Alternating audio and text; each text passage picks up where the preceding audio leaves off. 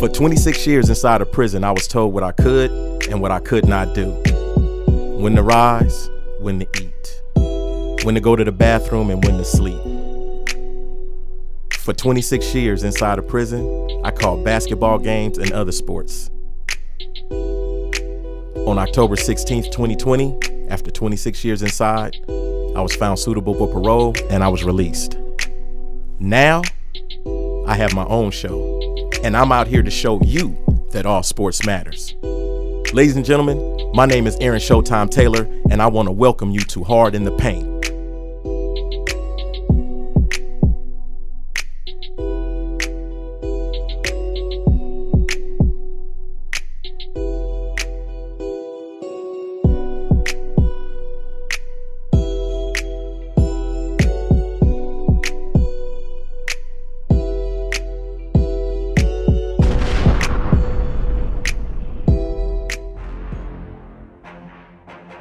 San Quentin Populous, welcome to the 2018 season, 5 years into the new age of Aquarius. This season, you got Harry Smith, also known as ATL. On the basketball court, he's called the Phenom. Alan McIntyre, also known as Black, but I call him PTSB, Programmed to Score Baskets. Anthony Ammons, AKA Ant, also known as Half Man, Half Amazing. Jack that thing up, feed the ball over to Half Man, Half Amazing. He's looking at Khalid like he's fresh meat. At Lacey say, get that out of here. Dan over, feed it back over to Dan. Dan fires that up in the face. That was in the face. A deep three-point exfoliation by Dan on the green team. Feed the ball down low to defense, and he blows the layup. $1 million pass and a $2 shot. Here comes the mixer down the lane with the left hand off the glass, counted. They didn't call the foul, got his own rebound. Right hand hook, counted. Brute strength, man-sized strength under the rim right there. Isaiah Woodard, this offense looks stagnant. Nobody's moving, nobody's cutting, everybody's standing around. Oh, a turnover right here. Herb going the other way. If they make this, I'll put it in the refrigerator. You're gonna see something out here that's so unique because it's like, really, they went inside a prison to play basketball? Did anybody get stabbed? Did anybody get something done to him? No, none of that's happening here in San Quentin. The moment they step on the court, all that other stuff goes out the window. It's basketball. Get in! There's the switch, Dallas with it, Kev with the ball. Kev runs into the Phenom with it. Here's the fast break opportunity, the Phenom. Oh! Not the Sprite commercial. Right there. Ball back down low off the glass, Jay Dillon. The Phenom with the rebound in the bucket. Dill, the funky basketball player, for a deep three in the face. Turn it up. So what's up with the Warriors, man? They 6-4. They 6-4. They're playing a lot better. Drops a dime off. Oh! And he went in and bashed on him. Ball goes into Brett. Brett picked up by ATL. He backs out on him, and he traveled right there, and they didn't call it. Good tip by Blue on that pass. Going all the way to the rim. It's about time they picked up the defense right here. Ball comes in, Swaggy Smooth with it down the lane, all the way to the rim, put it up and in. Went through there like butter. Hot knife through butter on that play. 60-59 over the green team. This is the way you're supposed to start the season off. Hello, everybody. My name is Aaron ShowTime Taylor. Welcome to Hard in the Paint. Today, my guest is someone who brought me onto their show right before I went to see the Golden State Warriors up in San Francisco. He's a 24-year veteran of the armed services, and he's a sickle cell trait, what is it? Advocate. Advocate, a sickle cell trait advocate. Now, before we go into it, let's take a moment and watch his opening clip. Good afternoon. I'm Farron Dozier. I'm a retired Army Sergeant First Class, spent 24 years in the military, and I'm a hidden pioneer. Today I want to just present with you a conversation that is very important to not just myself, but parts of the community. And then also I want to share more about my work with the hidden pioneers and how I see that there's maybe just a conversation missing that we can help our youth alter their experiences around their choice of employment or job or college. And we're back here. I got my man Farron Dozier right here. Thank you, man. Okay, so I want to start here because this is a sports show and we do go hard in the paint. So when we met, yes, it was the first time I was at Dottweiler, or was it at Long Beach? Long Beach. It was at Long Beach. Talk about what was going on in the VBL during that time when I met you. Oh man, there was games everywhere. I pull up on my motorcycle looking for some players because I own the Oxnard Orcas. So I was actually scouting, spying to see what was going on. Well, where is the Oxnard Orcas at? In Oxnard, California. Okay, all right. In Ventura County. All right, got you. So I came up and I saw you, and I had kind of seen you on social media, but not face to face. But when I heard your commentary and your dialogue, I was like, oh, this dude is off the chain, because I was doing similar with the LABC League. Right. Back in 2017, me and Fredo was filming their games and doing commentary. And Fredo being? Fredo Cervantes. All right. Give your folks their props, man. Yeah, Come yeah, on. no, Good no, he's cool. It's Fredo Cervantes, man. That's his partner on camera. Yeah. So yeah, it was just a pleasure, man. You're Right. Great guy. I had heard a little bit about your experience, and so just wanting to meet you, Right. and kind of just see the relatedness. That's what I listen for, relatedness. Right. So, And we're going to get into that word too, but Yeah. before we go to the relatedness, now we'll still relate to basketball. So as the owner of the Oxnard Orcas, that is an American Basketball Association ABA. team. Okay, talk about your experience, or talk about just the American Basketball Association in general and the opportunities that it afforded for either semi-pro or people striving to go to, so let's say overseas into Europe or even maybe into the G League. Yeah, definitely. The ABA has been around for years. Recently came back in 99 to 2000 era. Started putting up franchises. So I was introduced to it about 2 years ago, and had an opportunity to purchase a team. Right. My ultimate goal was to provide that next generation of basketball, not just the skills, but some mental toughness as well. But what it affords, again, you look at the NBA, you look at the G League, and then you look at overseas, and then ABA is somewhere right in between the overseas, right, and on their own platform. But if you're looking for an opportunity, exposure, video, travel, get to that next level, our plan is to have scouts and come out and check out the players and stuff. So there is an opportunity to be seen. Right. And again, you can use that footage and that information to get overseas, possibly, and play overseas or up to another higher level. And it's funny you said that too, because even as the conversation moves now, I'm gonna move it toward the military aspect of this, right? Because one of the things that happened, I spoke to a mutual friend of ours, Dr. Sharon Toscano, Oh, yeah. and she mentioned about the Oxnard Orcas and said maybe you should call them because they have a media team, right? But in her description of you, she said, quote, "You'll love Farron, not only because your name sounds almost the same, but he has an F on the front, Right. But he's been in the military and he's real heavy on discipline in his organization. So how does the military discipline play into sports in a relatable way?" Man, I mean, integrity, confidence, courage, like all of that plays into us as people.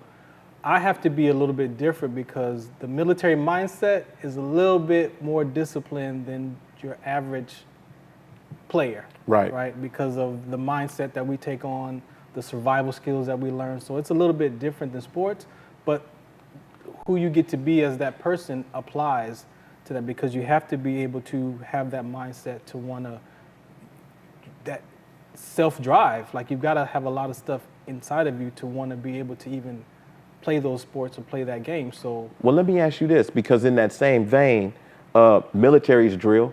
They constantly drill over and over and over again, and that's the same thing like in sports as well, right? Yeah. Constantly going over the same drills, no matter from childhood all the way through the NBA and beyond, right? Right.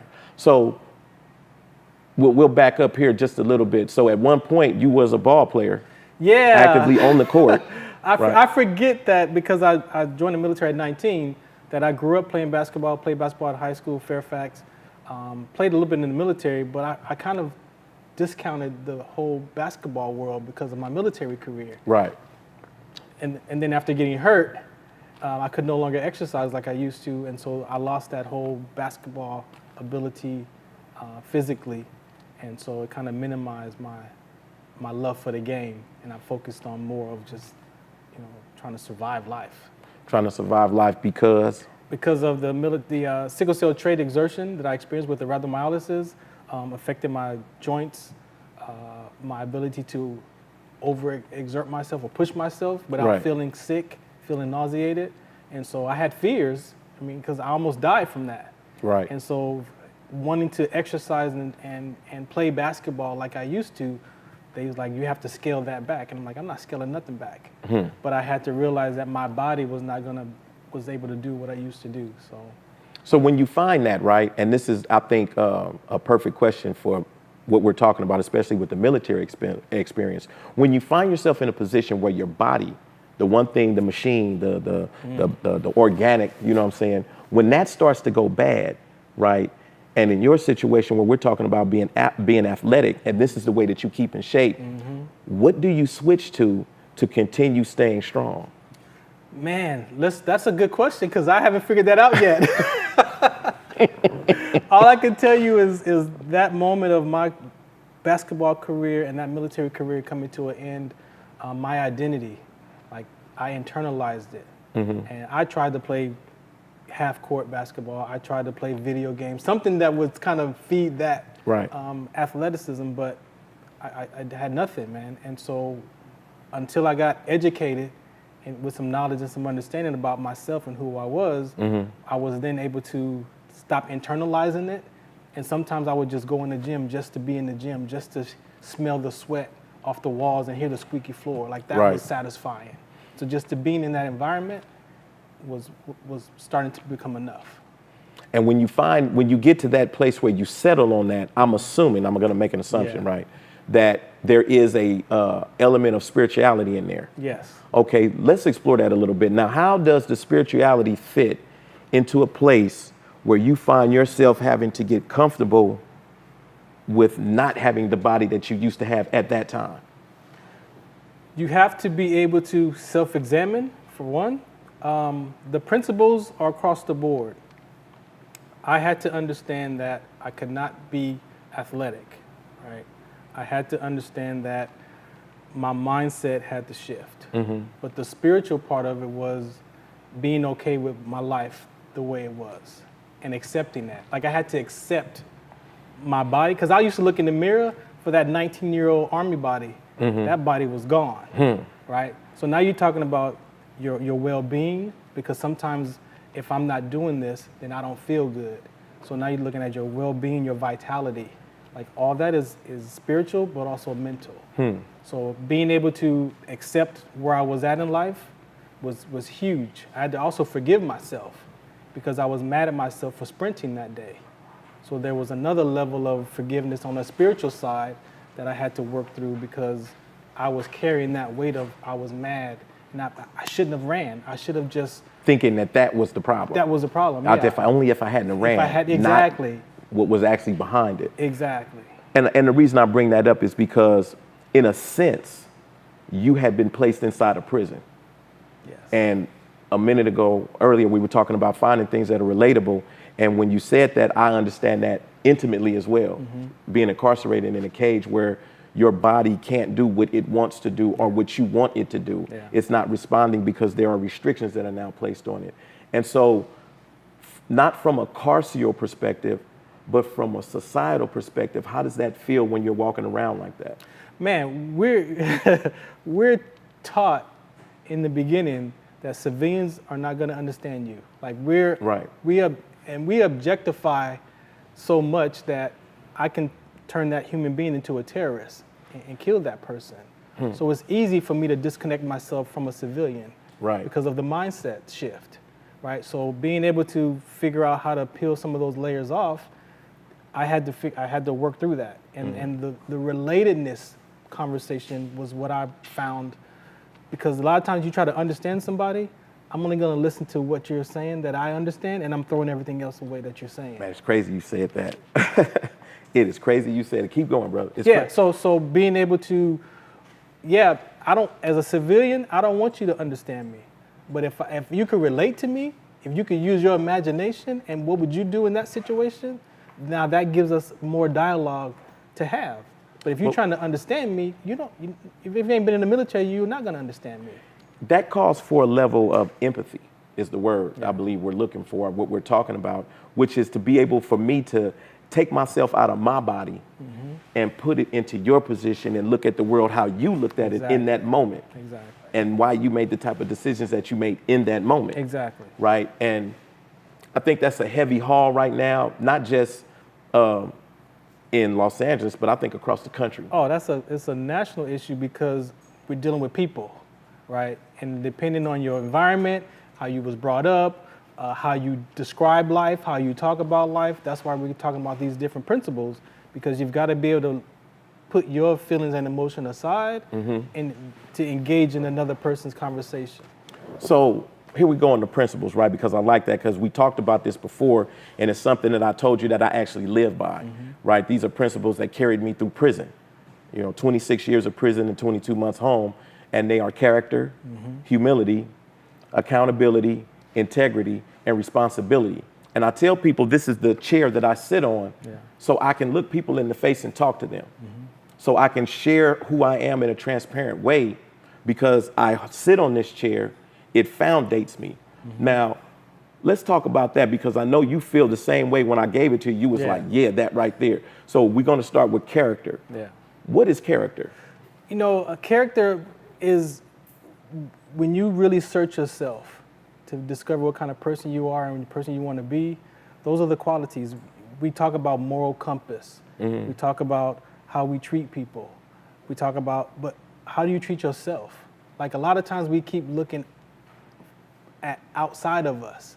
And I had to begin to be honest. I thought I had a good character. In my military career, I had it. Right. But in my personal life, I had no integrity.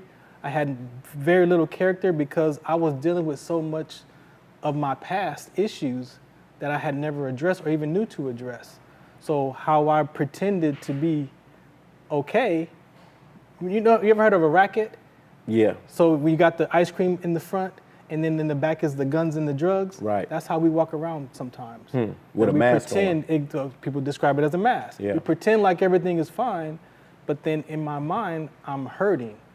So how can you begin to even understand what your character is, understand what your morals are, when you're dealing with stuff internally? The definition I give for character is what you do when no one's looking.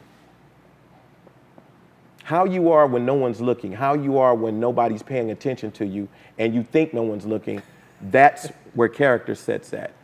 Yeah. Because if you're a thief, you'll steal when no one's looking. Yeah. But if you're an honest person, you're gonna be that way when no one's looking. And so that moves me to humility. Yeah. Because a person with character has to develop a certain level of humility. Do you agree with that? And if you do or disagree, explain why. I agree with you, only because, again, the military training that I've had, there is still a level of humility in there, because when you experience what you experience and you are around people who are in countries who are different environments, right? Like, I believe we naturally have that as people. Like, we naturally have those qualities, but what gets in the way to allow us to express those qualities is where the problem is for me. Right? So understanding that you can be empathetic, you can have sympathy. The Bible says, treat your neighbor, love your neighbor in the same measure that you love yourself. Right. Well, that's the humility, because if I don't love myself internally, how am I going to love you as my neighbor? How am I going to have that? And if I do have it, it's only going to be enough to show it to you, but I'm not going to give you the full expression. Because I'm also missing that, because I want that too. And if you're not being that for me, then I'm not going to be it for you. That's interesting, because when I talk to people about the word humility, I let them know that root word is the same as the root word for humble and the same root word for humiliation. And walking in prison is difficult to be humble, because there's a certain strength that people don't understand. Yeah, because you got to be guarded. Right. And they don't understand the strength of humility to prevent you from acting out on somebody. It's not what people say to you, it's how you respond to it. Yeah. That's where the humility rests at. And for me, like I said, it's more to the point of understanding that to be humble means to lower yourself when you don't have to. If I don't have to lower myself, arrogance will make me stand up with my chest up. But the humility for the blessings that I receive makes me sit back and just be humble and keep a big smile on my face. But what's behind that allows you to be that kind of person? but what's we don't behind, get but to. the answer to that question is a lot of people would have to ask themselves that. Right. And if you don't ask yourself, Right. or you don't address your past, the reason I can be humble is because I know who I am, and I know what I've done, and I know what I've been capable of in a positive and negative way. Right. So it's easier for me to be humble and kick back and try to give back, right? And take bullets and stuff for how I used to live versus responding to that stuff and then getting caught up in a lot of nonsense, which leads me to the next letter, right? Accountability, right? Talk about that, not from a military perspective, but talk about it from a sports perspective on a team sport. Man, accountability, I break that out because I made a decision as a child about being responsible, right? But then I also learned that being committed is different. So I was a responsible guy, but I would give my word to stuff that I wasn't committed to taking on. So I didn't look bad, right? So when you talk about accountability, again, you've got to be able to look in your own life to figure out your accountability and also being responsible for your actions without blaming anybody. Right. As you said, you are able to now look back and be like, you know what? Yeah, I did this, I did that, and I own it. And it doesn't. I'm sure it doesn't trigger you anymore if you talk about it or you hear about it. No, I think my triggers come more from if I'm around somebody who I see not taking accountability and responsibility, and if they're close to me, that definitely bothers me. But on the whole, I've gotten used to this society. Actually, I've seen nobody is even held accountable for most of the stuff they do. Well, that's the issue that as coming out of the military and then you becoming in the civilian world, we're held accountable from the way you look, from the way your shoes are shined, from the way if all your buttons are buttoned, like the way your hat is, the way it better be, like all of that, you're accountable because it impacts the integrity of the whole force. And so when you look at in society, it's a cause and effect world. Because of this happens. So I don't really get to be responsible or accountable because we talk about, karma. We'll let karma take care of it. Like, you can't see karma outside your window. So those are ways of being. And again, if your experience of yourself is not whole and complete and you're thwarted by things of disappointments or whatever that is, you're not going to be able to be accountable because you're always going to be at the effect of society. And that actually leads to the next word, integrity. Yeah. Because individuals who have character and individuals who understand what humility is and know that humility is actually a shield, right, to protect who you are as a person. Yes. I say character is the threshold. Right. And then humility is the shield, right? Then you have accountability when you do this, put it up, and now we're talking about integrity. Do what you say. It's really that simple. Say what you do. And your word. But see, the thing about it, I learned about integrity is people think it's perfect. Like you got to be perfect.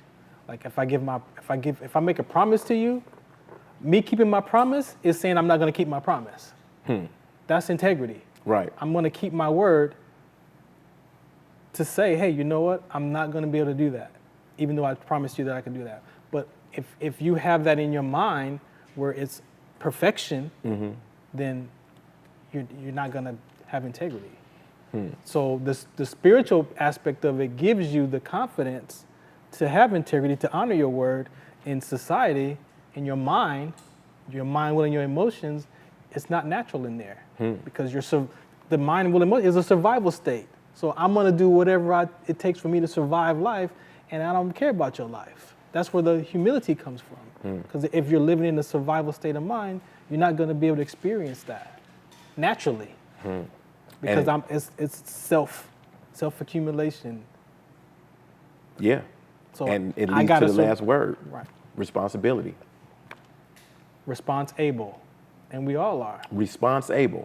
Talk about that. Because again, if you're living in a cause and effect world, that there's a whole world that comes with that. Right. And again, so if I'm being responsible for my actions and I'm honest with myself and I give my word of integrity to myself, then even if I say something or I don't say something, it still has an impact on people around me. And I'm aware of that. But if you're not aware of that, then say what I said and you deal with it, because I'm not responsible for. One of the teachings that came across to me when I was inside, and it fits perfect to this, is that there's 4 listeners. I mean, there's 4 people involved in the conversation. Mm-hmm. There's the 2 people that's talking, there's the person that's listening, and then there's the person who's the listener went and talked to and told them what they heard, right? And that's what this reminds me of, because in that, what you find is people have to really take their time and be careful what they're saying, yes, because somebody is always listening. And you don't know what part of what you said was heard and what part went out. That's why integrity is so important, because if don't give your word, if you're not gonna follow through with it. But we give our word, and our word, we give it so freely that it's damaging, and we don't understand how damaging it is. Mm-hmm. Like you talk about, even if you have a child and your child says, "Come throw football, come play catch with me." Oh yeah, later, and you never do it. Well, that child is going to one day not even ask you to play catch no more, because your word means nothing. Right. That's integrity. And I didn't get that. Like I said, in the military, I'm full on integrity. But I heard a guy say that story about his son, and then I looked in my life like, ooh, I don't really have integrity in my, again, because we decompartmentalize our life, family life, work life, basketball life. It's still you showing up. Right. So how can I have integrity in the military, but then I don't have none in my personal life? It didn't even make sense. So when we start talking about that, right, how do we help people, or even find a way to bridge those gaps within ourselves, to find a way to say, okay, this is what I'm doing in my personal life, and it has obviously an effect in my other areas of my life. Yeah. Where do we show people how the cause and effect comes in, and how we erase those lines to live a straight holistic life like that? You've got to find some principles outside of how you feel about life. You've got to find something that you believe in. Maybe some of those things that your parents taught you that don't work for you no more. Mm-hmm. You've got to challenge those. I had to challenge the first 40 years of my life with things that I learned from my environment, things I learned in the military, and things that I thought that the person that I wanted to be. And a lot of that stuff didn't work anymore. So how did you bring all that together? Everything that we talked about in your past, when we're talking about being an advocate for the sickle cell trait. Mm-hmm. And then we're talking about being a 24-year military veteran, which obviously means you speak for vets and VAs and whatnot. Yeah. And then using your sports platform to do all this. How did you take those threads and bring them together and come with such a successful show so far? The first part of it was my philosophy, right? When I got medical retired from the military, I was severe depression. Mm-hmm. I was like, I had a plan, I was ready to go, and I held on to my youngest daughter, mm-hmm, because it was like, I know I have mental toughness, right? I've never really had stress. If I did have stress, I would leave it on the court, or I'd leave it in working out. And the education that I was introduced challenged my beliefs. It taught me the study of the being of human beings. And a lot of times we think the stuff that we do as human beings, I gotta do this, but we discount our experience. You sound like you just dropped a piece from Rumi right there, though. So I learned. Is that where that came from? No, that wasn't Rumi? No, I learned from it that we have our activities of life and we have our experience of life. Mm-hmm. And a lot of times we focus on the stuff that we do, not our experience of the confidence, the courage, the integrity. Like, we don't focus on that because we've been damaged from relationships where I'm disappointed in you, so I'm not gonna show that. I don't care about that experience. Just do what you say you're gonna do. But you can't discount that person's experience, because now you're dealing with something in your life experience that if I'm not aware of or I'm not listening for, then there's something wrong with you. So you have all these, so I broke it down like this. My ideology, my philosophy, and my theology. Those 3 I stand from. Would you like to share some of those? Yeah, for sure. Go ahead. So the philosophy was the first one that I challenged. Mm-hmm. And that's where I looked with that education, and I saw that who I was being in life was frustrated, upset, mad, angry, but I could also be calm, patience, acknowledgement, gratitude. Were you acting in both of those situations on both sides? I had little bits of both. Okay. But the places where I was comfortable is where I had the integrity. If there was something in life that it was challenging or change or risk, then if I didn't have it in that area, then I'm not giving my word to that. So hold on, watch this now. One of the reasons I have Farron on here right now, right, is because I trust Farron. He and I have talked on a few occasions, and he made me aware, just listening to him, that he understood about mental health and wellness, that he understood about when people are having mental breaks, right, and the traits and the signs that come up with that, right? And because I'm so open about who I am, I brought him on here so we can have this conversation and have it so people can hear it. So anybody listening who knows me and knows my history can easily tell you, man, that guy was talking about his mental health and wellness years ago. What I'm doing is bringing somebody in now who has went through this type of journey that I went through in prison inside. He had to do his in a prison outside, trapped inside of a body that he no longer recognized anymore, that was being taken away from him. And what was left was his mind. Yes. And that's where we're going to go into this part of the conversation as we close out. Because when we start going into the mind, we both understand that we both talked about the journey to go back to ancient Egypt, or what we call Al-Kemet, right? What are some of the teachings, or what are some of the things that you've read in that specific area that you use now when you start approaching mental health and wellness? Man, so after that philosophy, it brought me back to church. I had been out of church for 20 years, right? Baptist and all that kind of stuff. And it was more religious than relationship. Right. So when I started to do my own research and doing my own reading and reflecting, a lot of the Greek philosophy is where society gets its corrupted information from. And that really, that stuck out to me the most. That Greek philosophy, that democracy, it doesn't work. So being able to, as the Bible says, you know, we're a part of this world. We're not from this. Part of it, but not of it. Of it, right? So now it's like, okay, I'm challenging my thoughts, my feelings, my emotions up against something that I now believe. So I have a philosophy that I believe in, and now I'm working on my theology, which is going to be my relationship with Christ. That sounds like contrast and compare. In just a simple way to put it. Okay, all right. So continue. So that Greek when I dove into the Greek philosophy, and you look at how the Romans controlled the world with those belief systems. Okay, now wait a minute. When you say those belief systems, right? Now I have to interject here because this is hard in the paint.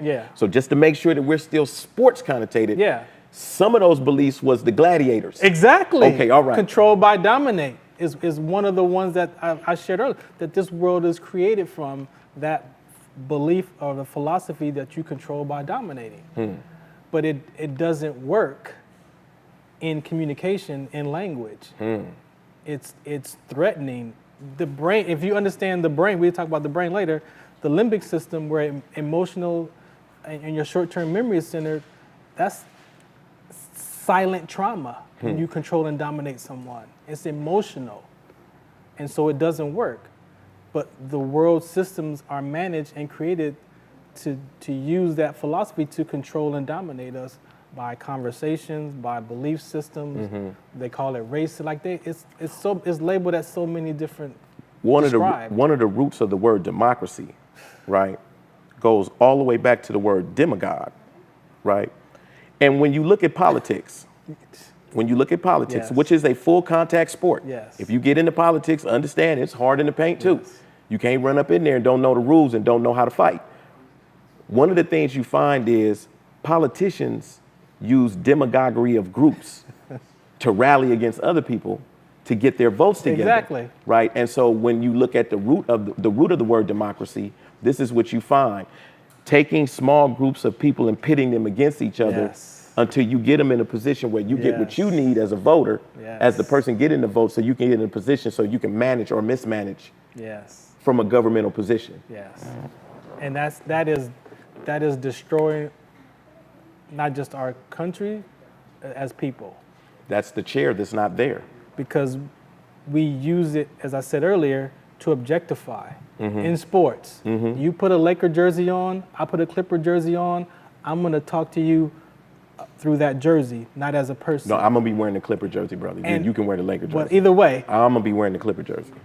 The point is, that we've seen people kill each other Right. over a jersey Over a jersey. at a game, at an event, because of I don't see you as a person. I see you as that rival team. The way you just said that, I'm gonna bring you in, because inside of prison, it's the, what did they call it again? The thingification of a person, where that person is no longer a person, they become a thing, because whatever it is that you're trying to do, they can't be human. They have to be a thing, Exactly. something less than. Exactly. And so they don't matter into the plan that I'm trying to put down. Exactly. Interesting you said that. I wanna walk out of this subject on that note, but I want you to bring us out on a positive tip, because when you find yourself either the victim of bullying or the victim of being oppressed, or you come into the realization that you have been a bully or you are oppressing somebody, how do you, what would you suggest, or what is your personal method to step back from that? You've got to be able to, and we've been trying to describe it, you've got to be able to remove yourself out of that conversation and be present to the people around you. Because if you discover that you have been doing that to people, then you can now reflect and imagine what the other person been dealing with. So Well, now you put it you're on the empathy again too. So now you're listening to that and you're communicating differently, because if I was that kind of person, then I can only imagine what you're dealing with. And that allows me to put my stuff aside and just kind of just get a sense of where you at. I ain't got to agree with you, Right. but the objectification, the military took they take that malleable brain and objectify that human being into a terrorist. The police do it because now you're a suspect. I mean, we do it as a survival skill, or because we were taught that. Make sure you stay away from them kind of people. Make sure you don't go over there.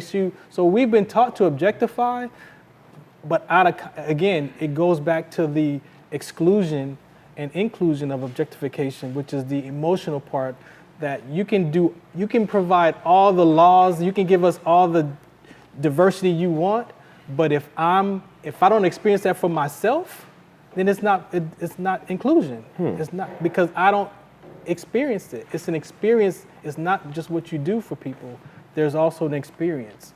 And so the stuff that we have within our society, that the laws and all that, we was never included in that stuff anyway. So how could we be humanized in it?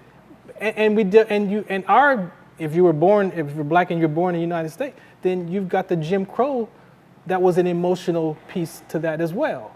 And each one of these pieces you talk about is another layer of psychological warfare put against people, which becomes intergenerational trauma. When Lee Atwater in 1981, when he let the Irish, Polish, and all the people who would check the box white, they were included because of their race into the white category, and then they marginalized Hispanics, African Americans, Hispanic Americans, Asian Americans. 1960s? 1981. That was Lee Atwater. Lee Atwater. I'm thinking 1968 when the Southern Democrats all switched over to Republican. Well, that was with the Southern strategy. Right, that was which was created one of those the modern strategies. day Republican Party. Exactly. Now we went into politics. I didn't want to go there. I didn't want to go there either, because I don't really deal with it. But you got to go there, because when you understand, I'm learning now as the Commonwealth, right? When you understand Commonwealth on the spiritual, this is from the spiritual side of it, some of the behaviors in our government system, it plays on the part of the lower class people, and I'm gonna say it, they don't want to solve homelessness. They make millions, billions of dollars just talking about homelessness with no solving the issue. Because in that Commonwealth, you're talking about, some people call it capitalism, you're making money off the poor. So we could solve homelessness. We could solve a lot of these problems. They're spending the money to talk about it, though. Yeah, and that seems to be the currency in today's society. And then you want to blame the athletes because he ain't spending his money to solve it. How come you're not giving back to your community, but you're the owner of the team? And because you said that, let me give a shout out to the Warriors on that one, since you mentioned it, because they definitely give back, the NBA overall, but definitely in my case with the Warriors. Look into that camera right there, right? and talk to 12-year-old Farron. Oh my. Talk to 12-year-old Farron for about 30 seconds right there. Hey, 12-year-old Farron, let me tell you this, man. Your parents did the best they could with what they had. Your mom loves you, even though your grandparents raised you. That was to make sure that you made it to where you are today. So forgiveness is very important. Again, your father, even though your mom, they weren't married, your dad did the best he could with what he had and how he expressed his love to you, and just take that and bring some forgiveness to that. Man, you heard that 12-year-old Farron? I hope you heard that. Oh, please. Right? Because your older version's been sitting here with me. Before we close out today's show, I want to give a word of wisdom, right? Inside a prison, for 26 years, I lived a certain way. I didn't realize I was institutionalized or being institutionalized, right? Not just in my thinking, but the way I moved.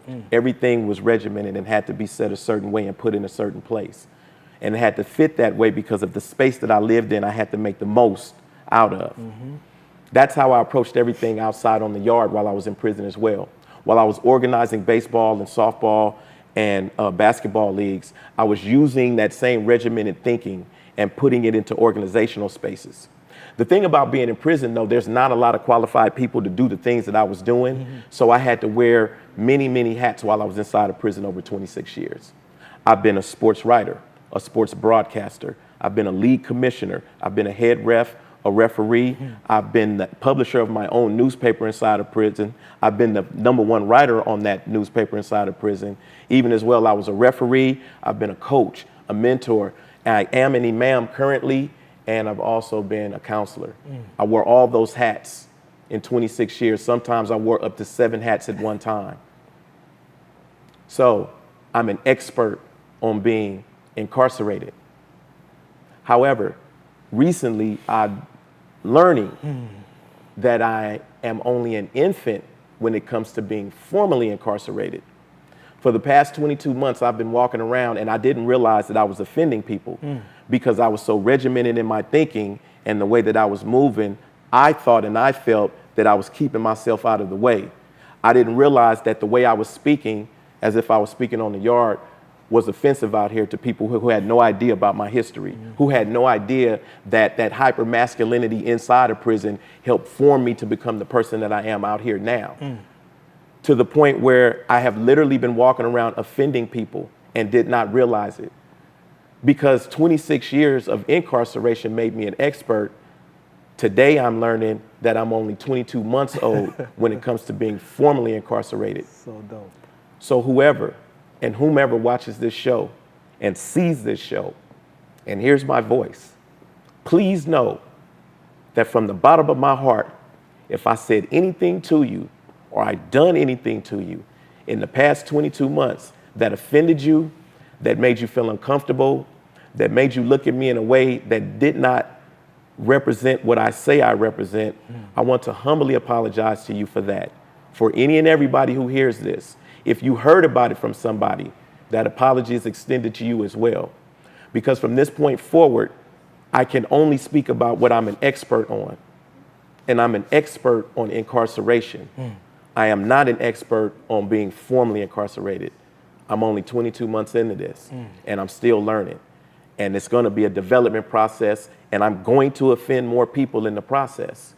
And I'm humbly asking everyone to be patient with me, because most people who came out of prison had the opportunity to actually debrief and talk about the things that took place to them in prison, the riots that they've been involved in, the psychological warfare from white supremacy coming from the carceral system day after day, year after year, and to decade after decade, and in my case, 26 years, 3 months and 3 weeks.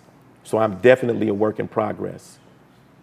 But that same drive, that same setup is what got me to sit here in front of you and be able to say what I'm saying to you. So if I did offend you, I apologize. But just know that was the only way I knew how to get here. My name is Aaron ShowTime Taylor, and you have been hard in the paint.